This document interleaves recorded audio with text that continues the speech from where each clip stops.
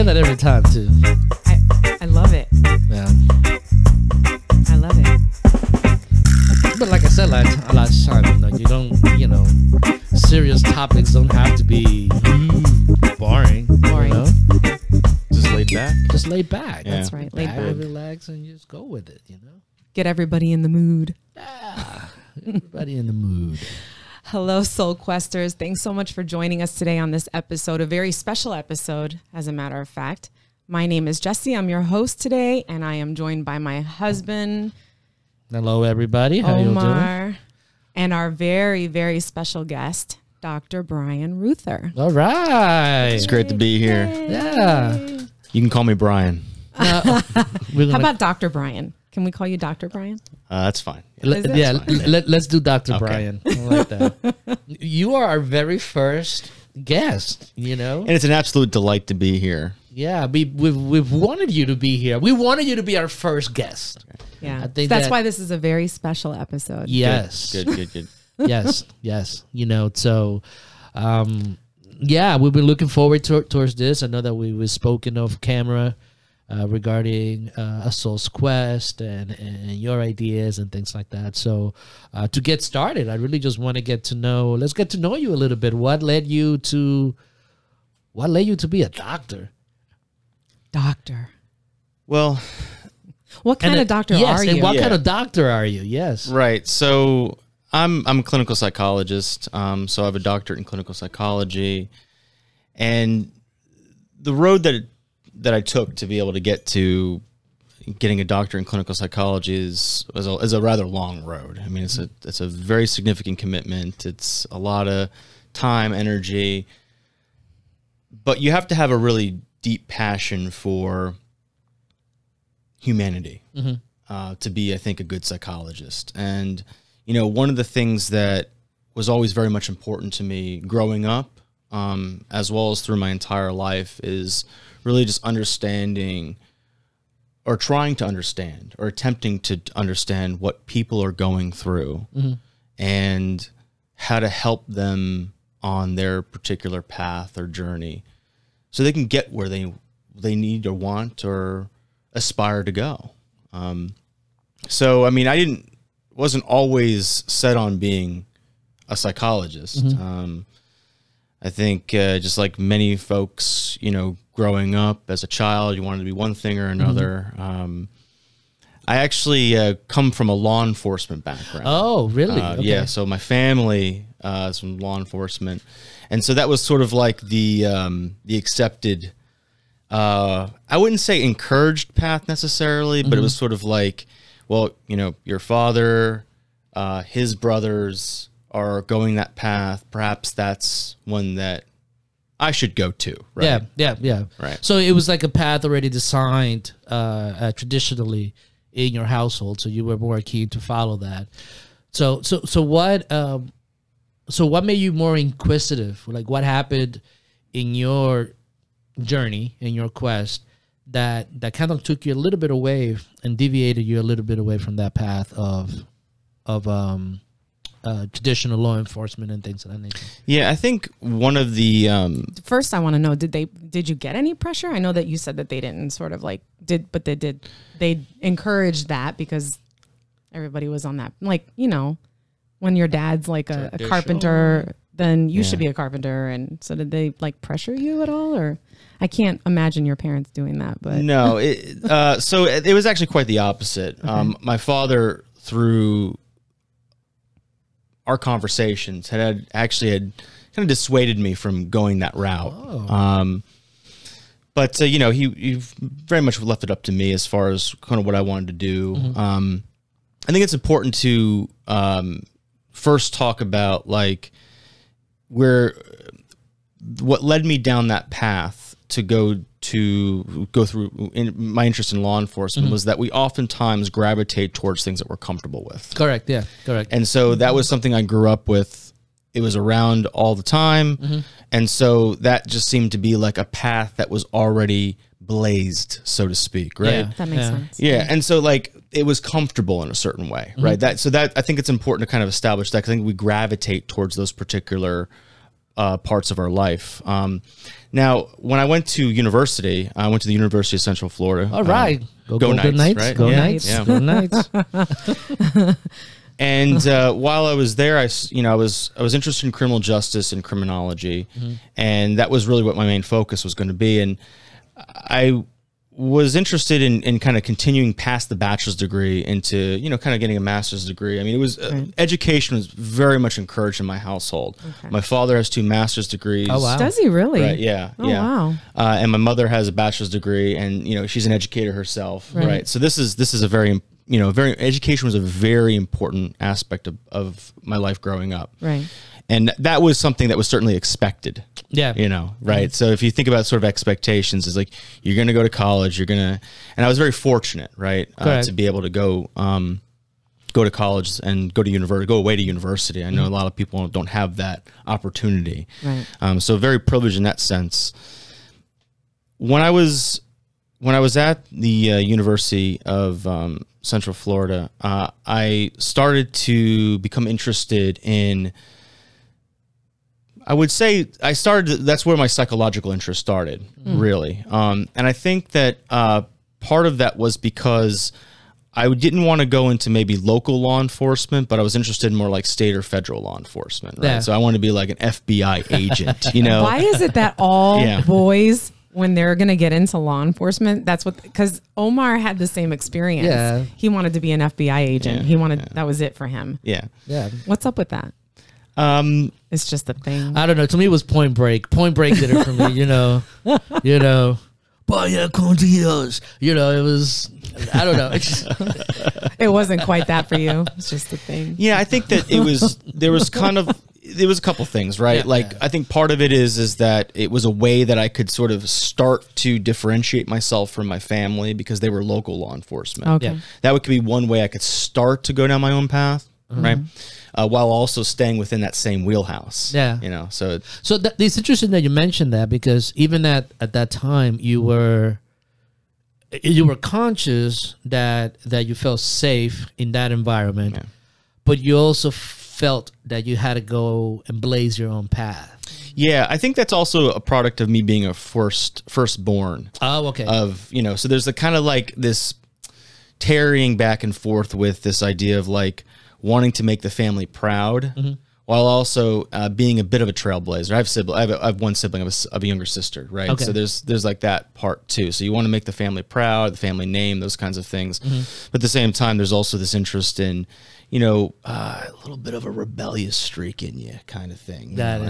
I mean, parenthetically, I in high school and into my early college years, I kind of identified as a little bit of a punk rocker, if you will, playing music and stuff like that. So I had a little bit of that rebellious, that rebellious streak in me. It's the 90s punk attitude. I can see that in him. Yeah, and that manifests actually in a lot of aspects of my life. So it's very interesting that there's that kind of like very much rebellious part of myself that I think is embodied in a lot of sort of that youthful teenage, trying to sort of separate yourself from the family to a certain, right? Yeah. Blaze your own path. And find your own self. Now, what do you think that comes from? Because a lot of the times we learn behaviors like that, our need for independence, it's a natural impulse, so to speak. But did you see that in your parents as well? Yeah, I mean, so my parents were absolutely wonderful parents, and they are absolutely wonderful parents to this day. And there's this sort of I would say this dichotomy, this like dialectic, if you will. In other words, like this really two perspectives. There's this kind of like this rebellious streak of kind of doing your own thing, but there's also this like aspect of order. Yeah. Right. And so, my mother's a school teacher, right? And that has a certain kind of order to it. Correct. Right. Definitely. Follow the rules. Yeah. My father's a law enforcement officer. I mean, come on, upholding societal rules, right? Correct. So you see that sort of like back and forth, right? That dialectic, if you will, kind of going back and forth. And I was attempting to kind of synthesize that, right? Like in one sense, playing music or, kind of trying to go my own pathway while also, doing the thing you should do, go to college, make your parents proud, those kinds. Yeah. Kind of things. Yeah. Yeah. That's I like that the parallel, because you wanted to identify yourself, but you still had so a good core foundation as to which direction you wanted to take. Right. So leading into that. Yeah. So how did you said that you took that turn into you were interested in psychology. So then. Yeah, I was interested in psychology, and I think my interest was sort of, it started to like a budding interest in the criminal mind, Okay. And I think part of this also, there's like this, how do you say, like cultural phenomenon, like in television, of like, almost in a sense, glamorizing, essentializing, right? Exactly. Yeah. That whole thing. So there's like, understanding why the person does the crime the way they do it, or something like that. And that was very exciting. What's happening? It is exciting, actually.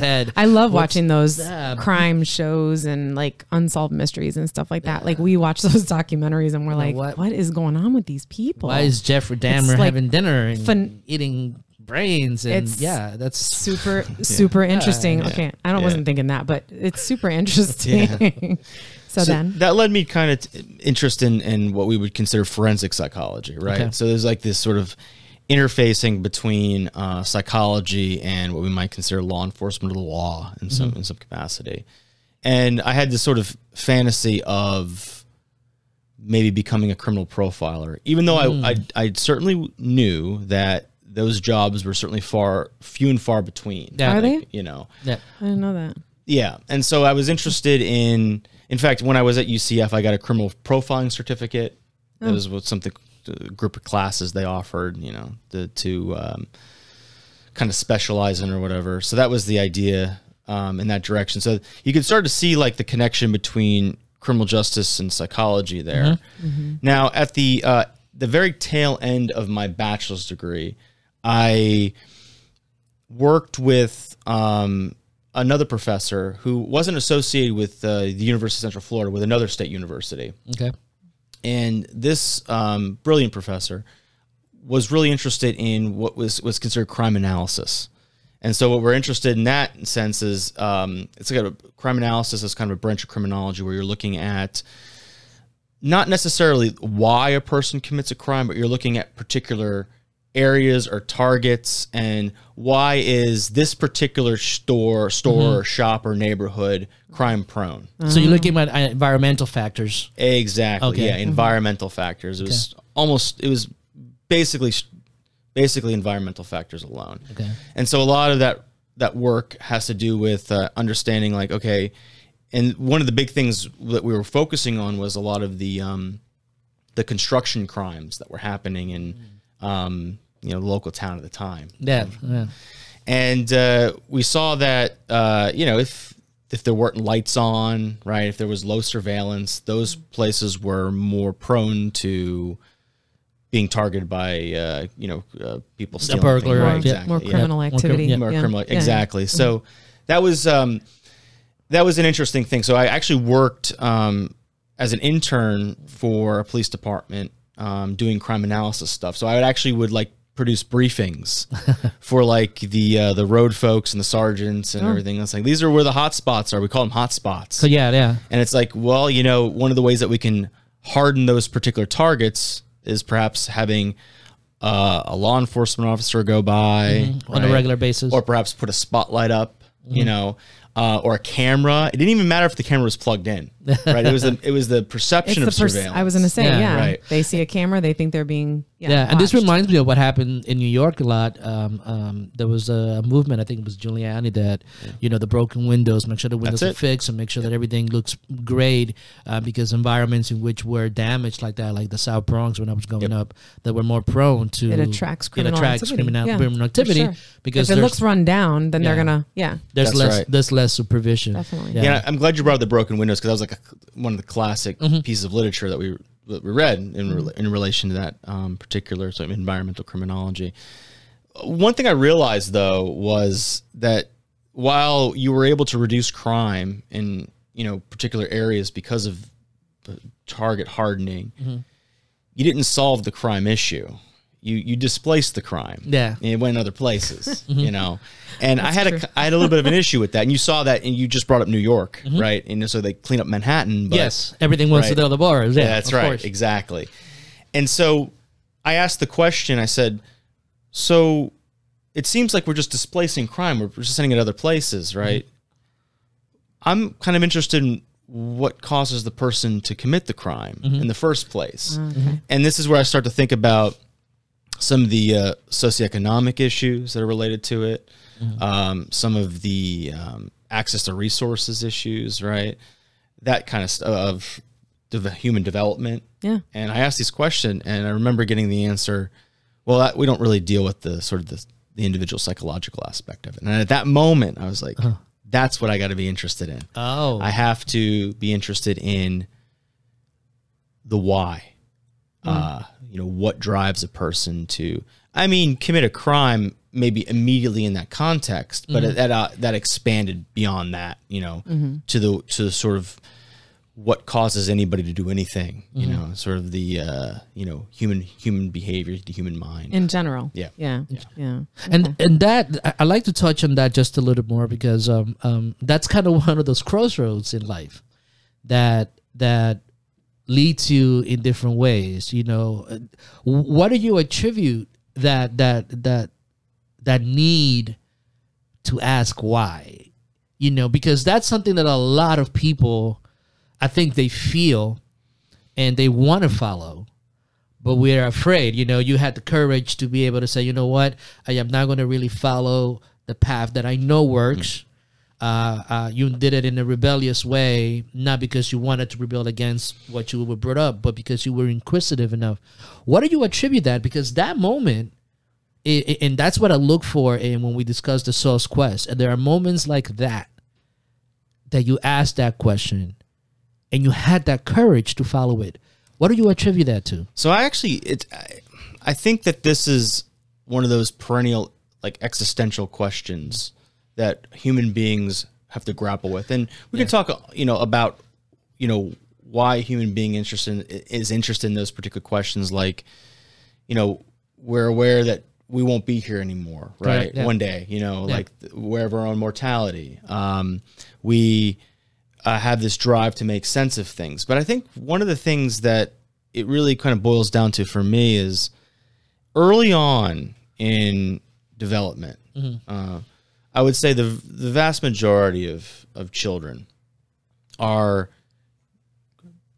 both creative and curious. Right. You know, think about the most powerful question a child asks, or, you know, the most powerful response a child learns, right? No. Yes. Right? Yeah. Or, you know, when the child starts to explore their world, right, which is basically day one in a variety of ways, right? Then asking the question. I mean, it's almost like common knowledge, right? That the child asking, why is the sky blue? Why is the grass green? And then you explain it, and they're like, but why? But why? But why? Yeah, but they're why? so curious. Yeah. And so I think that, so based upon that, right, like there has to be a kind of innate almost, I would say innate, not necessarily in a biological sense, but innate almost in like an existential sense, drive towards understanding the world we're thrown into. Correct. At that moment. Yeah. Like it's yeah. So that question is it's powerful. I think this, when you mention that, it's for me personally, it's a topic that really makes or break a situation like that makes or break a person's life. Yeah. And that's not something to be lightly. And I understand the need. I think that we all have that. Is whether or not we listen to it. Is that something that you are able to see, like in your practices and things? Well, a lot of people, if and you can correct me if I'm wrong, if a lot of people when they're young and they start to get into their like college years, or they're about to go into college, a lot of parents have expectations on their kids. And for example, your mom and dad could have pressured you into, you need to be a law enforcement officer. Right. And then at that moment you make that decision to like, I don't want to disappear. I want to do what's right by my family. They're all law enforcement. I got to carry on this legacy, if you will.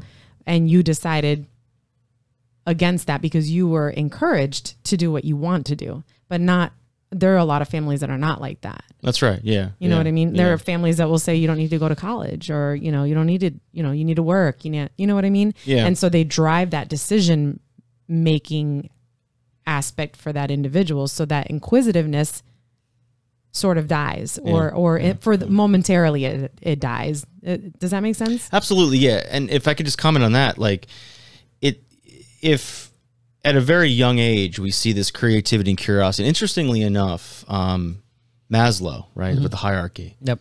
One of the things that Maslow points out is that some of the ingredients, not all, but some of the ingredients to self-actualizing, right, it's kind of reaching your potential, involves creativity and curiosity. Yes. You know? Absolutely. And it kind of, to your point, right, it happens on a variety of levels where that may be, in a sense, trained out of somebody or kind of pushed to the side. It could be on the family level. It could be on the social level. Condition. Right. Social. Condition, So right. yeah, you're talking primarily social conditioning, culturally, popular, all those different things. Education. Right. As well. Education. Right. Yeah. So all those things tends to. So how do you would advise someone that's going through the process of education, right? Obviously, you follow the school process, and you became a doctor. But there's some people that are still able to get knowledge out of the world just by being inquisitive. What would you suggest to them to do? So I think there's really two parts to that. Two parts to answer that question. First of all, I think one aspect of it is having a person listen to themselves, right? And really listen to themselves. And that may involve perhaps, being in solitude or quiet or something like that. The other part of it is that I think as other fellow human beings, we can do a better job of listening to people, right? Yeah.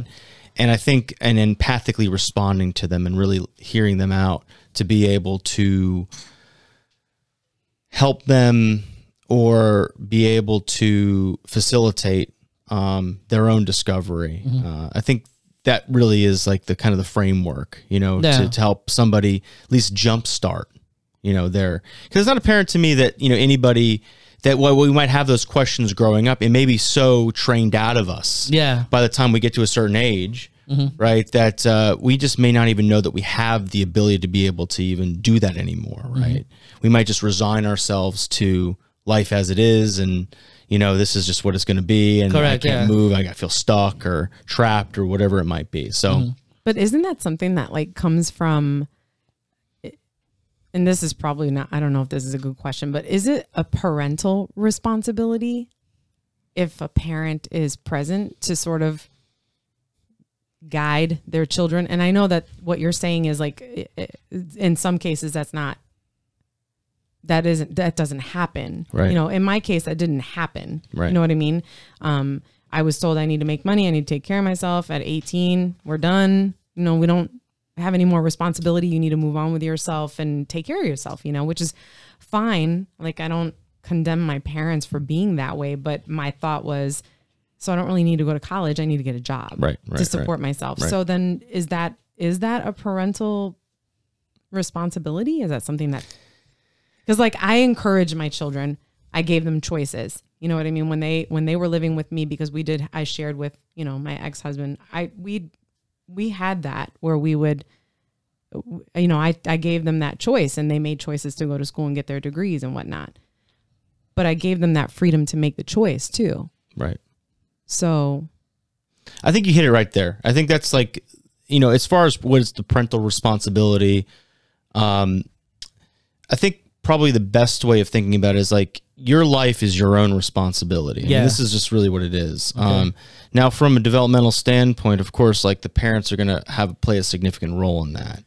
I think one of the best things that you can do from a social standpoint, whether it be a parental standpoint or us as fellow humans with folks that we come across, is really help folks increase their agency. And so I like what you said there, right? It's like being able to give them the conditions that are necessary for them to make a choice.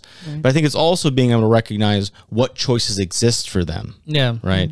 And also recognizing the reality that there's a lot of things in life that you don't choose. Correct. Right. Yeah. And so, right. But you can always, in a certain sense, choose the way you respond to these particular situations. Now, I kind of want to address, the developmental thing in a little more detail, because this is something that is kind of very important to me clinically. In my experience, it's been the case that people may not be given the resources. And when I say resources, I'm not just just the encourage them to go to college or anything, but they may not be given the resources or being given the encouragement or even given the peace of mind presence, the emotion, the skills or whatever for them to be able to be a functional person within society. Right. And so in a certain sense, like they may start behind the starting line from everybody else. Yeah. Yeah. Yeah. And I think this is a reality to it. Right. But sorry to interrupt, but again, from my perspective, not everyone's there is where's that starting line? And because it changes. Oh yeah. I mean, I've seen people who are very affluent, but their children are ping pong balls between two divorcing parents, but they have everything to get started in life, but their life is a disaster. Right. I've seen people and they're stuck and they're not able to move on from that. But there's also situations in which that child perseveres. There's also on the other extreme cases of extreme poverty and extreme lack, where people get stuck in that. But there's also many people that came out of that. So on an individual standpoint, where is the sense of responsibility on the individual? And then where is the sense of the responsibility on the collective? Like where does that tug of war, where does it go? Because I mean, it could go both ways. But we did an episode on evolution, and one of the things is that each person has the responsibility to help the human race evolve, regardless of where they start, right? So how does a person justify that in their minds, and how do they move forward? In spite of all the obstacles, because it keeps happening, and it's there's many cases that show the opposite. Right. I mean, that's like one of the perennial issues, like in psychology or sociology.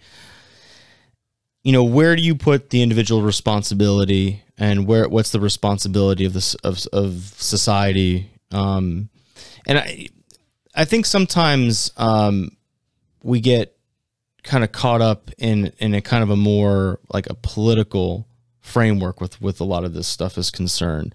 And so like what I kind of want to address it in really the context is that, in a lot of ways, your life is really your responsibility. However, from a social standpoint, I think we have a kind of responsibility as well.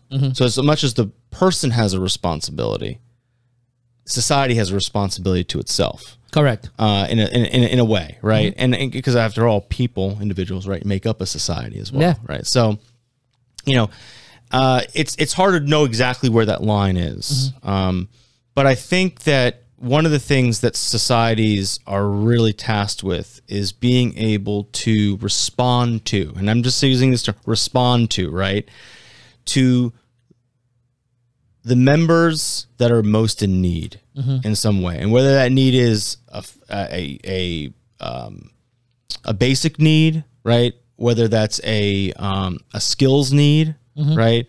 Or if it's a meaning need, you know, I think that's part of that structure. But that's one of those very difficult questions to answer. Yeah. So we were asking you about what led you to be a psychologist. So you become a psychologist, and when you became a psychologist, how did that start for you? Where were you at that point? Yeah. So when I applied to graduate school, I kind of like threw a bunch of, applications in a variety of different places, and clinical psychology is one of them. I also still kind of had a possibility of going into like a criminology kind of background as well. And I ended up getting accepted into a clinical psychology doctoral program. So that was like, oh, I'm going to go that route. Like, you know, so that's cool. So I went that route, and I was initially interested in forensic psychology still. Like, I was still going to do that. And I think I was more, at that point, I was interested in doing like police psychology, like helping police officers deal with the stressors, deal with PTSD, and those types of things. Then I came across a really interesting individual who became my mentor, who was a trauma specialist. And this is kind of where I got to the developmental piece, right? I saw that, you know, a lot of individuals may not be given the opportunities. And what I mean opportunities, not an upbringing, right? To be able to develop certain kinds of skills or relationships to be able to really maximize their functioning, maximize their ability, or perhaps maybe even self-actualize in their life. And it really just struck me as pretty hard at that moment. Oh, wow. And that's when I kind of shifted my focus from, I don't know about the forensic psychology thing. I'm really interested in kind of human development, how people kind of grow, and helping individuals be able to reach their maximal potential, especially for those who may be in a less than fortunate position. And I'm speaking most notably those who are survivors of trauma in childhood, right? So this is like neglect, abuse, those kinds of things. I mean, they're just, by the time if they survive to adulthood, right, they oftentimes are in a very difficult, challenging position. They may not know what trust looks like. Correct. They may not know what a healthy relationship looks like. They might find themselves turning to drugs and alcohol.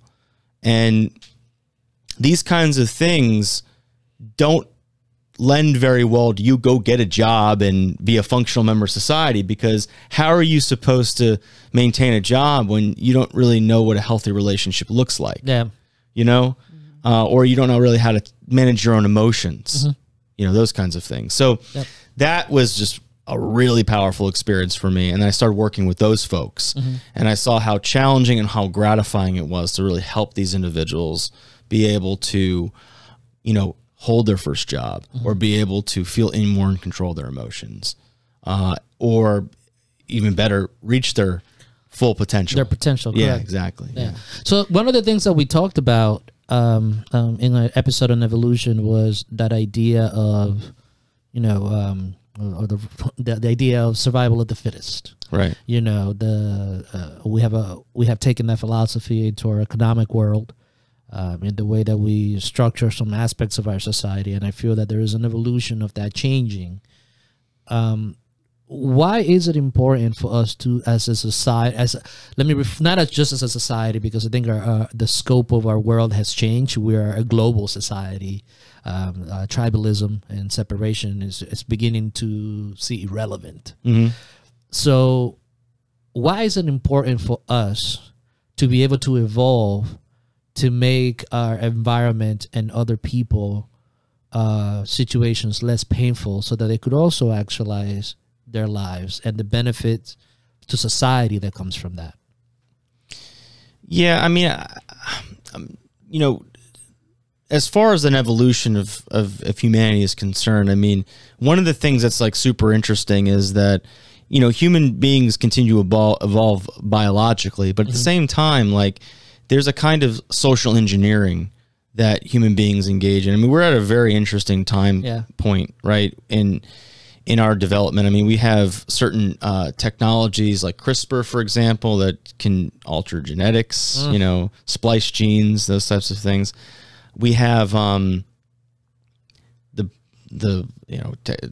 technology, computer technology, you know, AI, the creation of cyborgs might be in our future. I mean, and without being too futuristic, like going that path, there's certainly this idea of like what it means to be a human, you know, can certainly shift and change. At the same time, like, I think that there's also this, it's interesting because we are moving towards a society of convenience.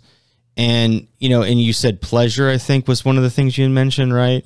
Minimizing pain, maximizing pleasure. It's very strange because, like, on the one hand, yeah, absolutely is the case. But in another way, we have probably one of the most well-equipped societies globally that humanity has ever seen. Yep. At the same time, there's probably never been more pain in the world. Yes.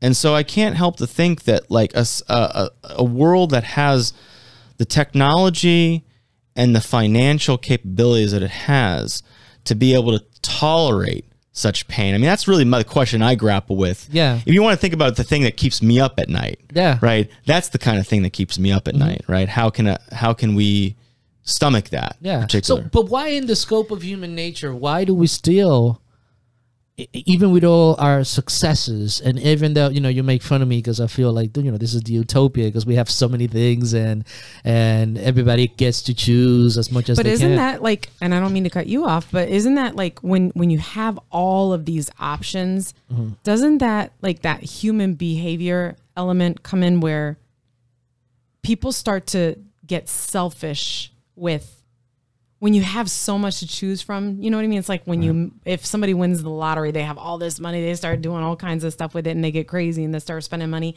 Isn't it, that might not be a good example, but what I mean is, like, when you have all these options, doesn't that sort of like make the individual more selfish? It's about me. It's about, does that make sense? My question? Yeah. I mean, is that the thing? It's like we have so many options. Because we're not thinking about other people then. We're just thinking about ourself, our own self-gratification at that point. We're not thinking about what is best for humanity. We're not thinking about, let me do right by, by Bryan. Let me do right by Omar. Let me not, let me be good to this part. You know what I mean? Does that make sense? Like, we're not thinking about that because we're so self-absorbed with what's going on.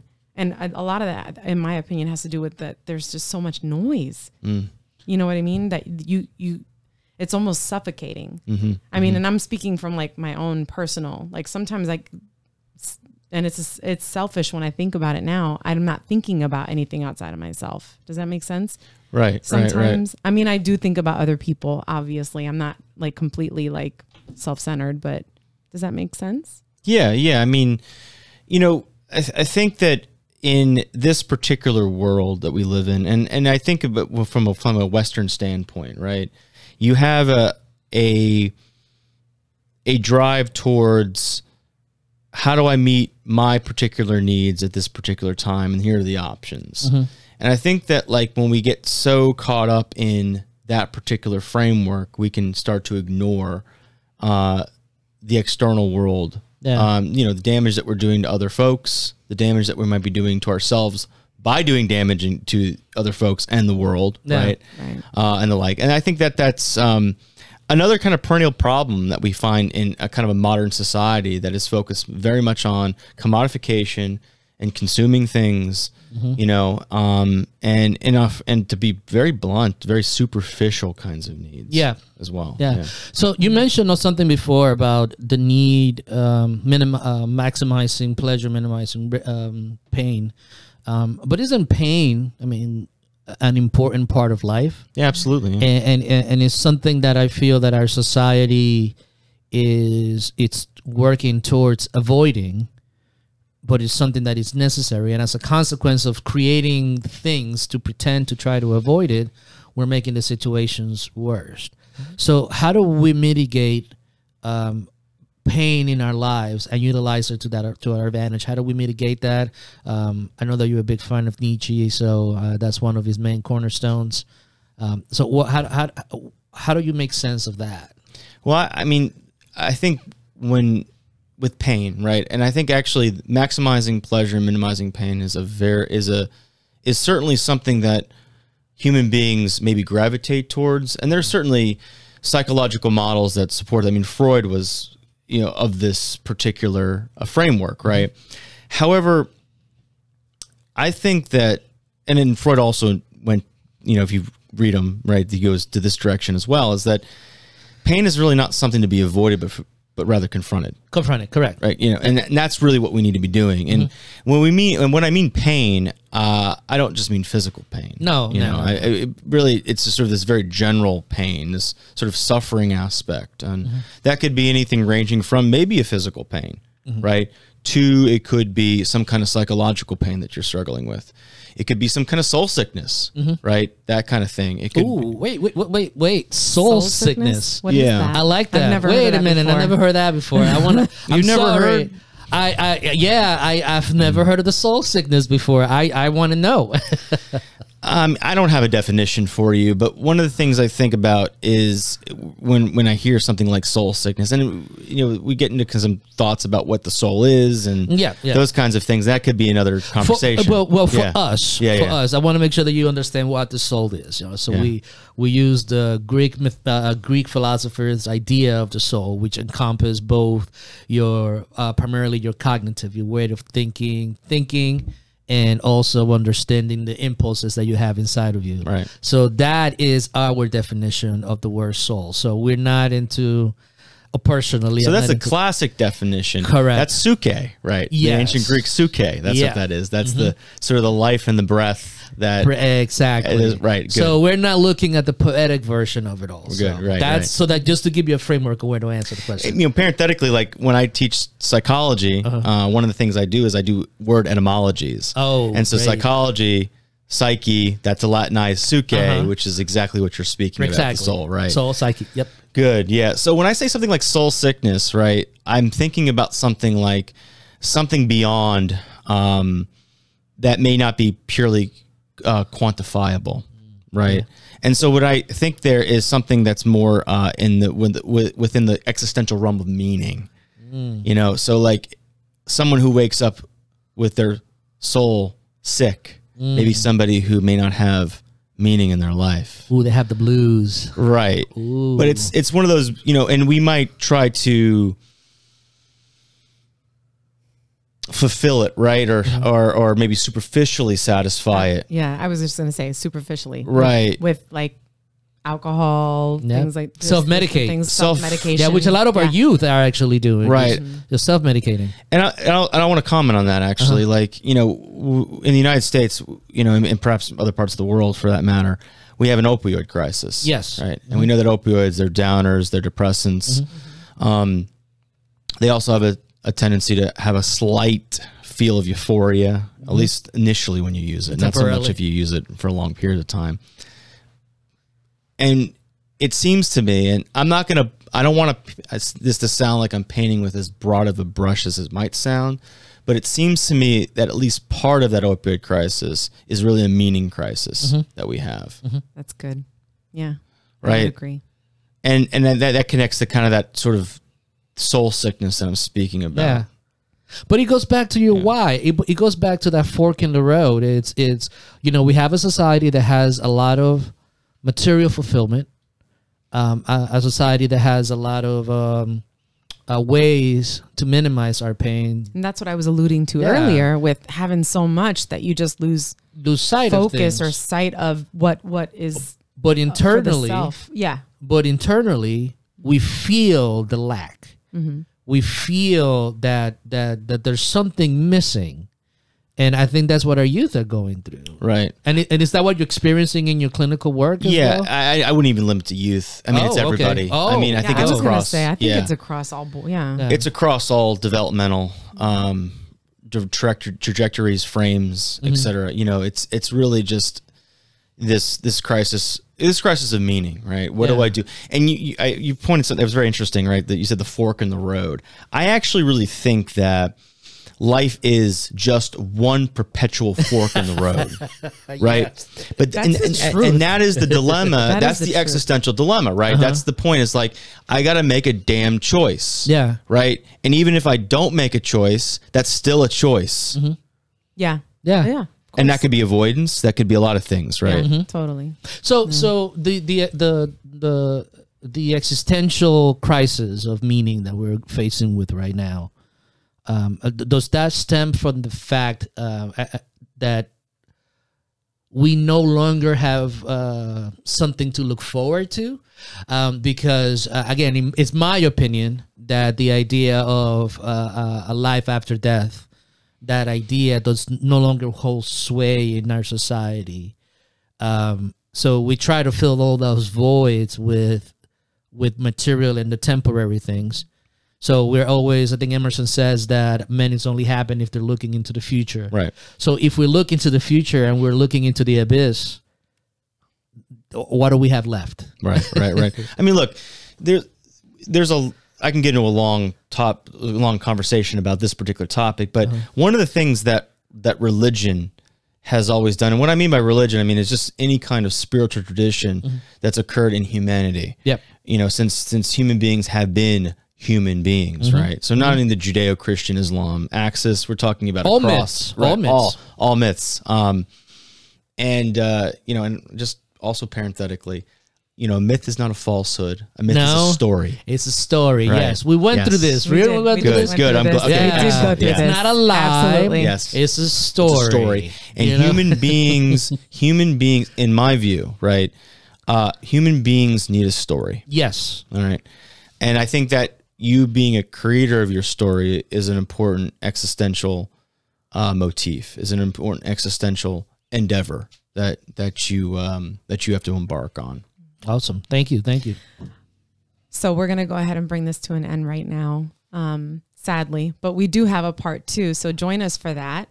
Don't forget, we're on all social media outlets, so make sure that you see us there, you visit us there, and hit the like button and subscribe. Also, don't forget to check out our website at asoulsquest.com. See you next time. Bye, Soul Questers.